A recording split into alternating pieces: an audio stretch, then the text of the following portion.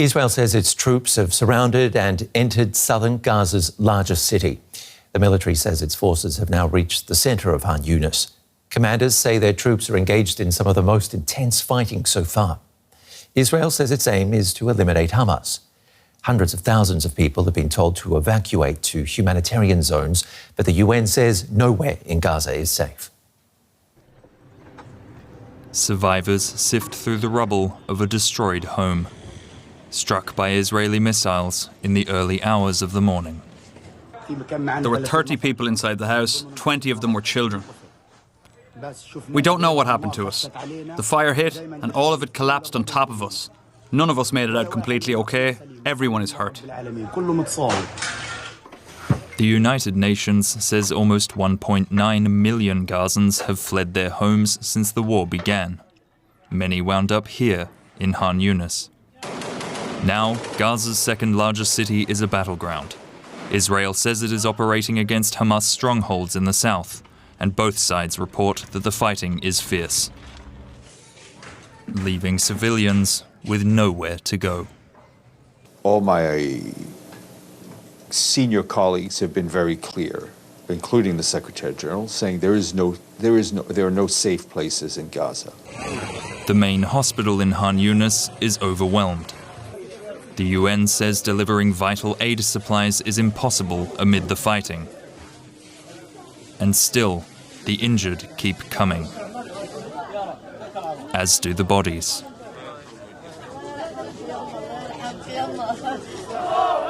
The devastation in Khan Younis has left many Palestinians with a sense that the world has abandoned them.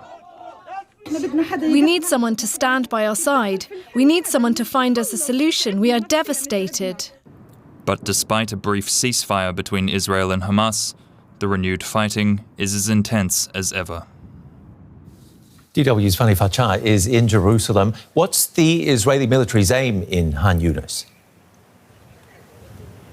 Their aim didn't change, that is, from the beginning to eliminate Hamas. But when it comes to Khan Younis being the second biggest city in the Gaza Strip, Israel believes that this is basically the main second stronghold after Gaza City, where Hamas militants and a lot of Hamas fighters are believed to be, especially the presumed mastermind behind the terrorist attacks of October 7th here in Israel, and that is Sinwar, and he's believed to be hiding somewhere there in that city. But as I'm saying this, it's of course very clear as well that it's not just the militants, but there are a lot of civilians who have been actually told weeks ago to evacuate from northern Gaza and go to the southern part of the Strip to seek some safety. And now, as Israel is pushing in more and more into the city, the civilians feel that they have to obviously leave. But then the question is where they are going to go to, and where can they actually find safety, because they've been promised this once, but now, once again, they have to go and see another way, trying to find some safety.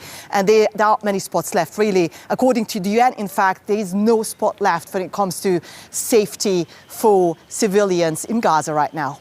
Well, besides Israel's ambitions in trying to track down Yahya Sinwar and also dismantling Hamas, how is it responding to the growing international pressure to reduce the number of civilian casualties? From the Israeli perspective, I mean, they keep saying that they're not fighting civilians, but that they're fighting the Hamas militants. They are also saying that, given this interactive map that's been dividing Gaza Strip into 2,300 blocks, warning people, depending on which block they are in, that they are going to be warned by flyers, online, radio, etc., that they should leave when they get a warning.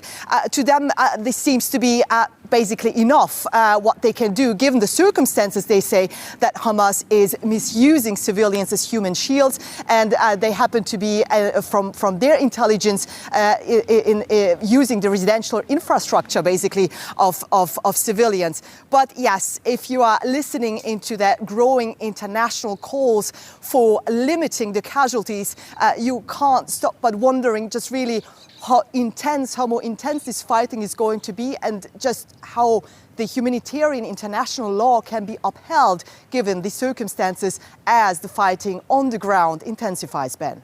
And Fanny, what about the political situation at home? Does Prime Minister Benjamin Netanyahu still have political ambitions? Prime Minister, I mean, it's really anyone's guess what's going to happen to Prime Minister Netanyahu once this war is over. Also, it's unclear when it's going to be over. What is clear that Mr. Netanyahu is fighting for political survival. In fact, there's been a lot of criticism from the beginning, the way he's been handling this entire situation. For first and foremost, why October 7th even had to take place, that there's a lot of criticism that he has underestimated what Hamas is able to do, a group that's been classified a terrorist organization by multiple countries. And there is increasing tension building up as well, because a lot of relatives of the hostages that are remaining in Gaza Strip, about 130 people are believed to be still inside Gaza Strip. The relatives of those people say that Prime Minister Netanyahu is not doing enough. So clearly, whatever Mr. Netanyahu is doing is not just under scrutiny here domestically, but also under stronger scrutiny internationally. The main question is, though, what the United States is going to do that is extremely supporting, or extraordinarily rather supporting Israel, just how they are going to use their leverage, how this war is going to be conducted moving forward from here. That was DW's Fanny Facsar in Jerusalem. Let's look at this with James Denselow, who's head of conflict and humanitarian policy at Save the Children. He joins us from London.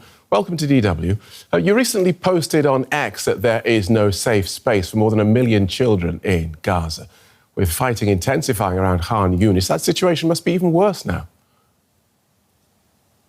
It is. It's desperate and it's incredibly bleak for over 1 million children in the Gaza Strip. I've just seen some images circulated by our team of drone footage of some of the displacement camps in and around Khan Younis. These are canvas tents that are densely packed together to look after and shelter the families that have been forced out of their homes, now over 80% of the whole of the Gaza Strip, who are homeless. And you can only imagine the consequences of explosive weapons with wide area effects landing on or near such locations. The potential for mass casualties on top of what's already been an incredibly bloody 60 days for children is a very real one.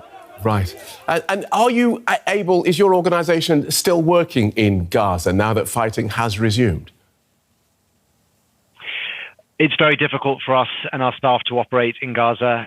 It's the most dangerous place to be an aid worker. Over 100 UN workers have been killed, a number that continues to rise. Our team have been forced from their homes themselves, are looking after their families, understandably, as a matter of priority. We have been able to move trucks of aid in across from Rafah over the past few weeks, but that supply is incredibly precarious, and the ability to move aid inside Gaza is getting more limited by the minute. So there is a disconnect between the growing need for a population and the amounts of aid that can actually meet that. And in between those two spaces is of course, the suffering of children. Right. I'm sorry, I didn't quite get that in your answer. So is Save the Children still operating in Gaza? We're not directly programming in Gaza, but we are able to provide trucks that go in through the UN coordinated system in through the Rafah crossing. So we're doing a bit, but there is so much that is needed. I couldn't claim for a second that we're meeting that need. Understood. And so aid trucks are still coming in, did you say? Yes, the numbers are still, though, a fraction of what they were prior to the horrendous events of October the 7th. And, of course, the need is multiplying as the population becomes more vulnerable, whether that's for medicines, clean water, food, and everything else. So aid, there is a level of aid that's able to get in. But as the UN Secretary General himself wrote today, that aid operation is rapidly collapsing in and of itself as the spaces in Gaza become so much more constrained. Right. And I want to ask you about those spaces, because it is incredible to me, looking at this from outside, that people would actually get in those trucks and drive into what is clearly a war zone. So have they been delivering to places that are known to be safe for now? Well, I think, as your programme suggested, there's no safe place, so let's not pretend that there is. And it is a risky profession, of course, being an aid worker delivering those trucks. The challenge about focusing so much on trucks is that we can track the numbers that cross over into Gaza, but it's very difficult to know beyond that point whether they're getting as close to the people who need that aid as they should be because of those issues with no deconfliction of movement or safe spaces that are agreed to by all parties to the conflict. So it's a bit of an illusion. And on top of that, if you have a continued issue around cutting off water, electricity and fuel, the ability to provide for a population of over 2.2 million, 80% of whom were dependent on aid prior to the events of October, is completely fanciful. Because those numbers are staggering. And I just wonder what the thinking is behind the distribution. How do you decide where to send a limited number of trucks in a tiny area that is being bombed and where everybody needs it? It's a horrendous question. It's such an important question. This is an aid operation like no other, in the sense that the ability to do needs assessments and prioritise the most vulnerable children in Gaza for the prioritisation of aid is simply not possible in the ways that we would like. So I don't want to sort of talk to you as an aid worker and pretend that the aid operation is able to really push back against the amount of need we're seeing in Gaza. For a while during the so-called pause, we were able to increase operations and increase the sort of decline, if you will, into suffering. But now, as things get more intense in such a small, densely populated south part of Gaza, it is almost impossible. OK, we thank you for joining us and outlining that for us. James Denselow, Head of Conflict and Humanitarian Policy at Save the Children. Thank you so much.